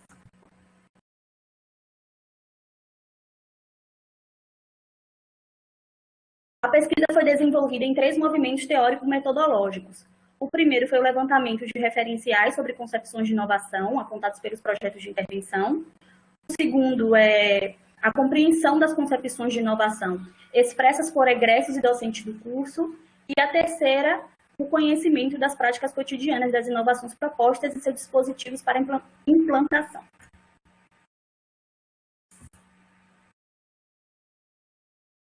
Para o alcance dos objetivos da investigação, nós desenvolvemos 2 planos de trabalhos interligados aos 3 movimentos teórico-metodológicos. O primeiro esteve voltado para o estudo dos projetos de intervenção e a compreensão dos dispositivos inovadores propostos, e o segundo voltou-se para a coleta de informações sobre as concepções de inovação pedagógica de egressos e docentes do curso, bem como o conhecimento sobre a implantação dessas propostas. A segunda frente de trabalho foi realizada através de dispositivos online, especificamente um questionário com 9 questões objetivas e 7 abertas. Nessa etapa da pesquisa, nós levantamos informações sobre as concepções de inovação pedagógica de egressos e docentes do curso do MPED, né? Bem como conhecimento sobre a implementação das propostas.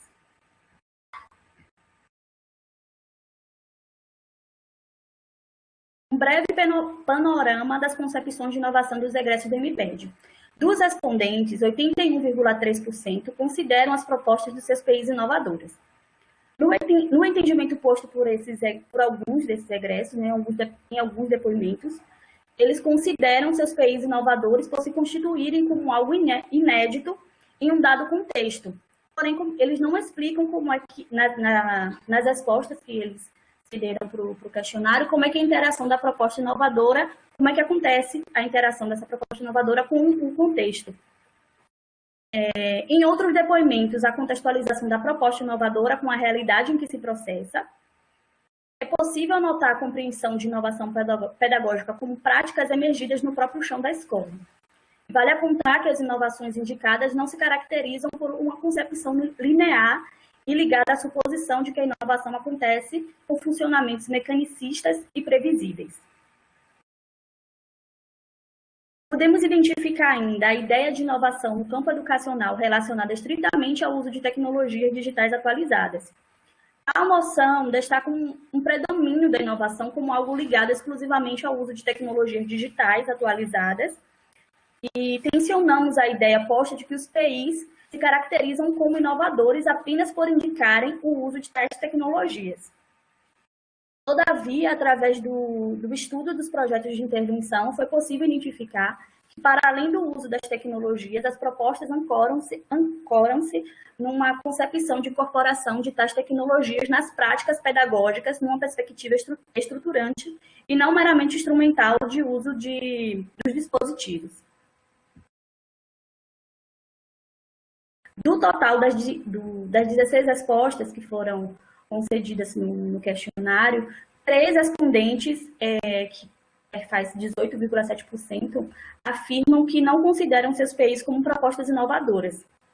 Como justificativa, todos afirmaram que a opção de que seus projetos não exigiam uma natureza inovadora. Essas são algumas das referências que nós utilizamos no decorrer da pesquisa. Muito obrigada, gente.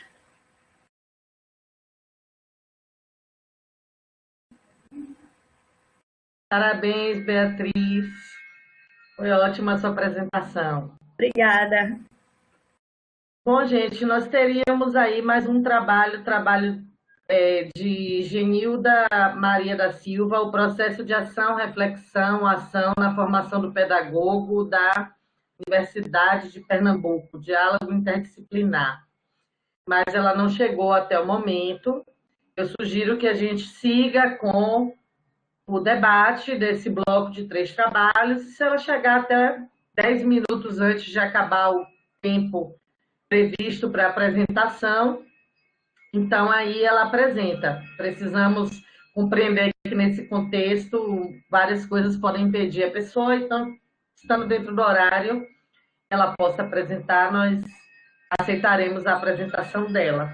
Então, nós tivemos aí mais um trabalho sobre estágio, um trabalho sobre um encaminhamento reflexivo para o processo de formação docente e um trabalho no campo da inovação pedagógica ligado ao mestrado profissional em educação aqui da Faculdade de Educação da Universidade Federal da Bahia.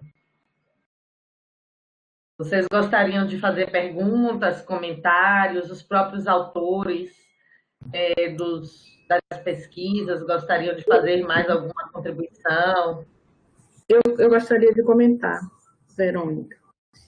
Esse trabalho de Beatriz, né, orientado por você, é um trabalho muito interessante. Eu vou ficar atenta, olhar depois esse trabalho com calma. Eu trabalho com práticas pedagógicas inovadoras na universidade e a gente tem essa concepção de que a inovação é a ruptura de paradigmas e logo eles são contextualizados, né? O que é inovação para um contexto pode não ser para outro contexto. E a gente, como é difícil, às vezes as pessoas associam um conceito a uma vertente ligada muito da economia ou neoliberal e acaba que não presta atenção e tudo que você vai fazer ou alguma coisa já associa, e isso já é até impeditivo de se abrir para algo diferente, né? Porque acho que inovação é ligada às tecnologias digitais mesmo, às novidades pedagógicas, né? E é bem mais que isso. Então, eu quero parabenizar, Beatriz, você pelo esse trabalho, bastante interessante. Eu acho que ele revela muito do que a gente já percebe, né, entre os olhares dos docentes, né, quando se trata de inovação. Obrigada, Deise, pelo seu comentário. Esse mestrado profissional, a gente considera também a professora Roseli, que está aqui na sala e que também desenvolveu outra pesquisa comigo em outra realidade, nós também atuamos juntos no mestrado profissional em educação.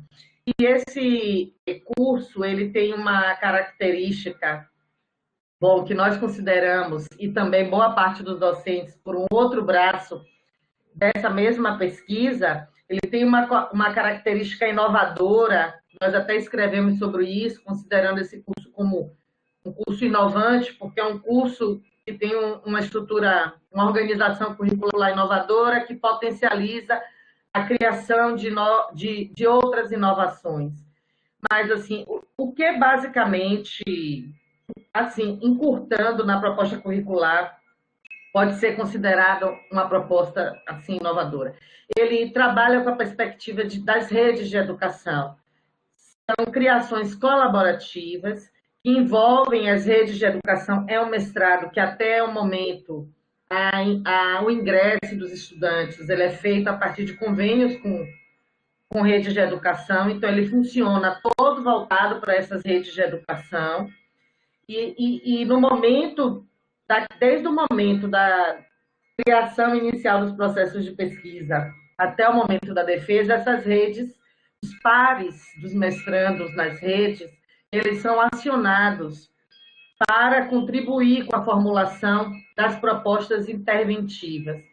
E há realmente, às vezes, uma linha, um olhar que restringe a ideia de inovação como algo estritamente ligado a esse trator neoliberal que traz a ideia de inovação como algo que substitui e atropela os processos de formação. E aí nós buscamos, dentro dessa proposta, do que essa proposta fomentou na sua organização curricular, construir um esteio para a concepção de inovação voltada para essa linha colaborativa, participativa, implicada politicamente, ética, com seus pares.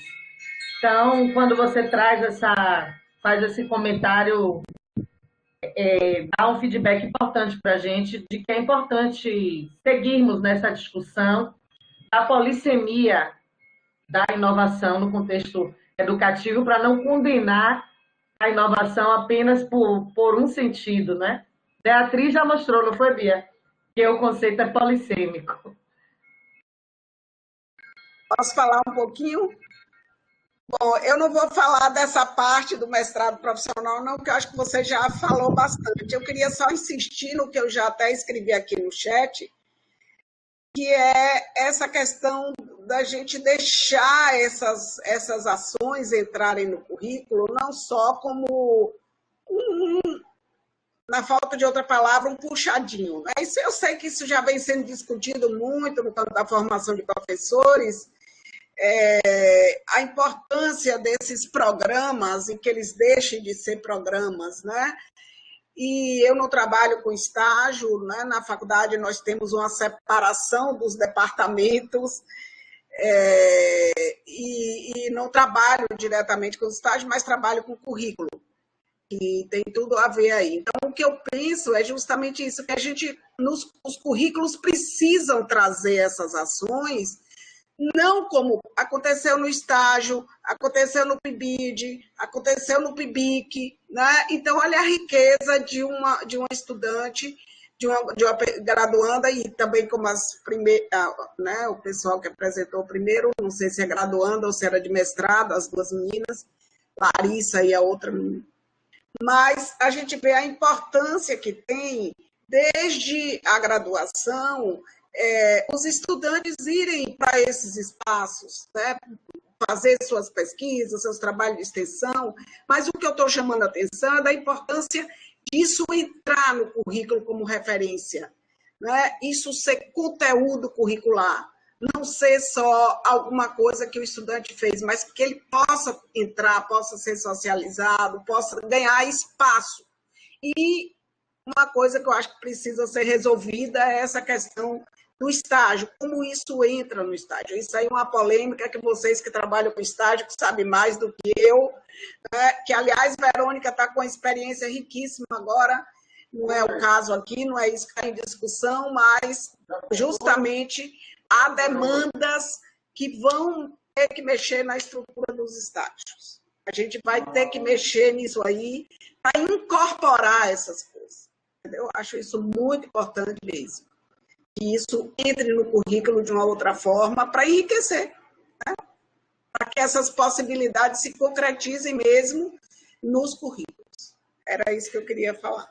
Que esses programas não é... Ó, Genilda chegou, que bom. Que esses programas, que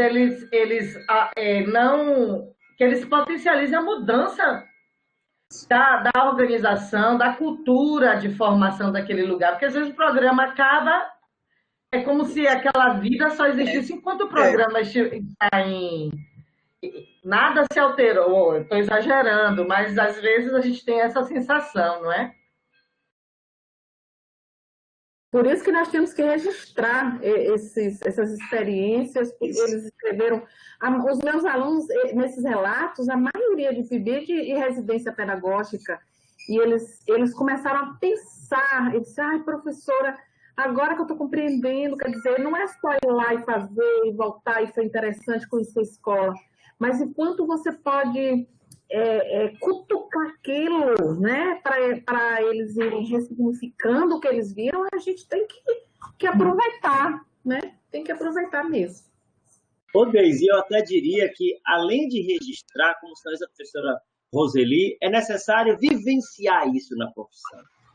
Porque isso aí é a forma que também se tece no currículo e enriquece, para que a gente saia, às vezes, do lado da observação do relato e venha para a vivência, venha para um movimento experiencial em que a gente habite a profissão, em que a gente teça, né, modos reflexivos de inovação, de compreensão e de vivência da profissão docente, que é o que, por exemplo, nós estamos né, fazendo nessa pandemia? Todos nós fomos convocados, estudantes da graduação, do mestrado, professores da educação básica, da universidade de educação básica, mais ainda, a empreender, a inovar, não nessa, como disse bem a professora Verônica, nesse trator, né, que tem uma lógica neoliberal de que uma fase é superior à outra, mas a engendrar modos próprios de empreendermos a vivência da docência. E esses nossos trabalhos, eles vão sinalizando para isso. Então, parabéns a vocês, rico debate desse GT e sigamos aí. Daisy, você já publicou algum artigo desse material que você apresentou hoje? Se você já tiver saído alguma publicação, eu gostaria de me apropriar melhor desses encaminhamentos, eu fiquei bastante interessada. Se tiver já alguma publicação, você poderia deixar aqui no chat o link para quem, além de mim, mais tenha se interessado, poder acessar. Eu posso passar para vocês depois, ele vai ser lançado, vai ser capítulo de um livro. Certo. A gente tem uma série, Práticas Pedagógicas Inovadoras, eu fiz esse relato, ainda está na edição, assim que terminar eu pego o contato de vocês, eu posso passar por e-mail. Ele precisou de reflexão, de bastantes reflexões, eu estava brincando aqui com o Fabrício, bastante reflexões sobre essa escrita, não foi uma experiência que apenas escrevi, eu passei desde dezembro me debruçando e junto com os estudantes pensando nessa experiência, mas eu passo sim, eu pego o contato de vocês e terei o maior prazer em passar para vocês. Tá bom, Deise, obrigada. Genilda, seja bem-vinda, querida. Temos tempo para você apresentar seu trabalho.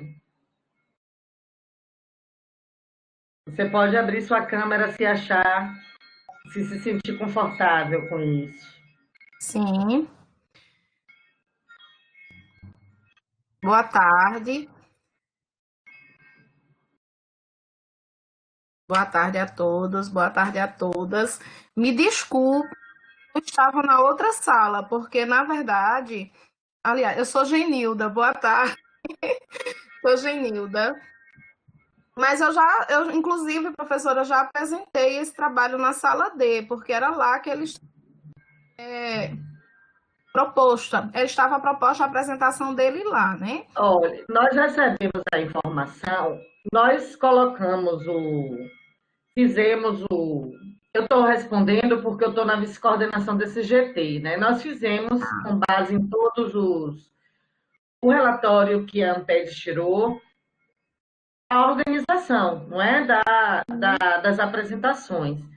E aí, Isabel, depois recebeu um e-mail, não sei se seu, dizendo que tinha 2 trabalhos e que um trabalho não tinha entrado na sala. Sim, mas eu apresentei ontem esse. Foi, um eu apresentei ontem e o outro é esse que eu estou apresentando. Só que Mas você já apresentou esse em outra sala? Então não houve uma questão do seu trabalho, não teve a suspensão do trabalho. Não, ela resolveu. Já ontem eu apresentei o outro, que era inclusive ele que não tinha entrado na lista de trabalhos, e hoje estava prevista esse aqui, entendeu? Aí o Pietro enviou um e-mail para mim para eu enviar os slides. Então eu entendi que ele estaria na monitoria da sala onde eu iria apresentar também. Entendeu? Bom, se você já apresentou na sala D, esse trabalho não é necessário que você apresente novamente. Você já fez a apresentação. Se a senhora quiser, eu posso apresentar, não tem problema. Não, eu acho que não. Você já apresentou, né, na outra sala. Não sei o que é que o pessoal da sala pensa. A meu ver, você já apresentou o trabalho, então já socializou a experiência. Sim, sim.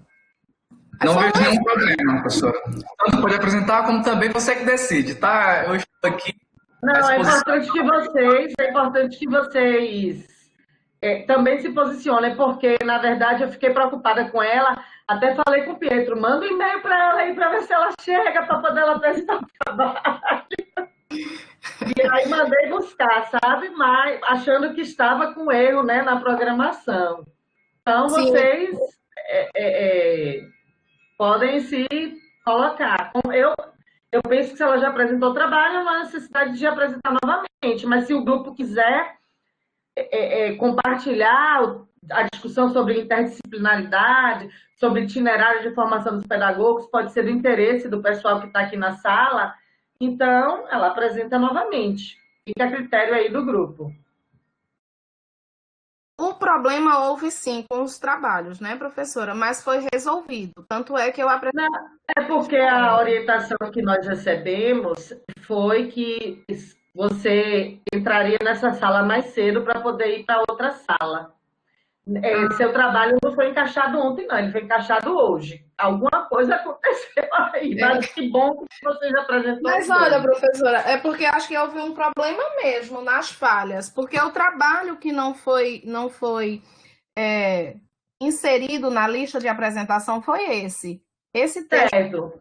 Mas olha, Genilda, eu estou lendo aqui que o pessoal está na minha linha de raciocínio, alguns precisam sair, às vezes o dia inteiro na tela do computador, não é? Desde manhã acompanhando o evento.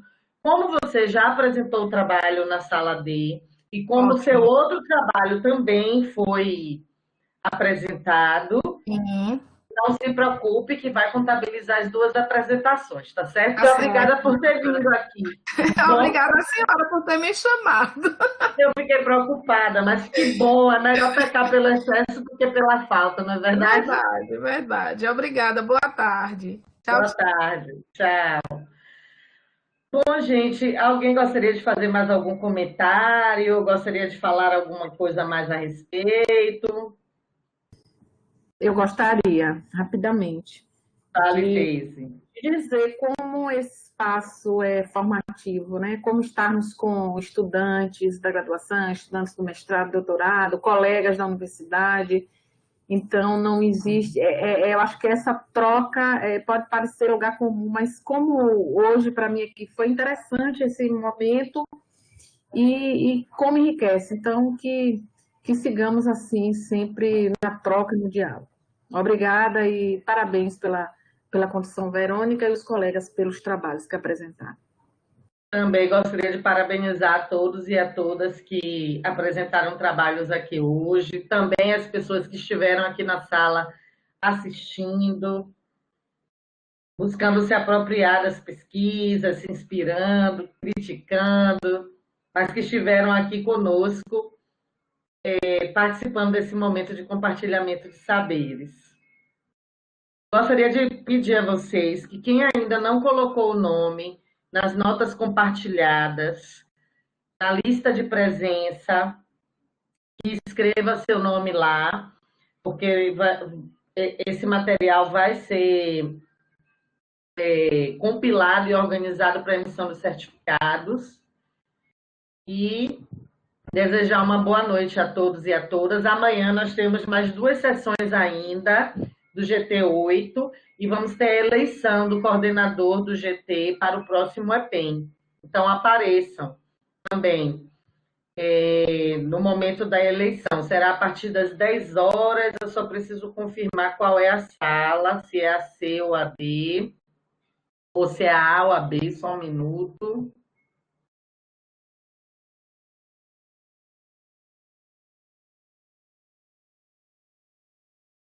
Sala A. É a sala A. Então, amanhã, a partir das 10 horas, na sala A, teremos a eleição do próximo coordenador do GT, do próximo EPEM. Apareçam. Boa noite a todos, um ótimo final de semana. Gente, eu quero agradecer a Stephanie e a Pietro também, que estiveram aqui na sala com a gente, dando suporte. Muito obrigada, viu, gente? Pietro e Stephanie. Boa noite, gente.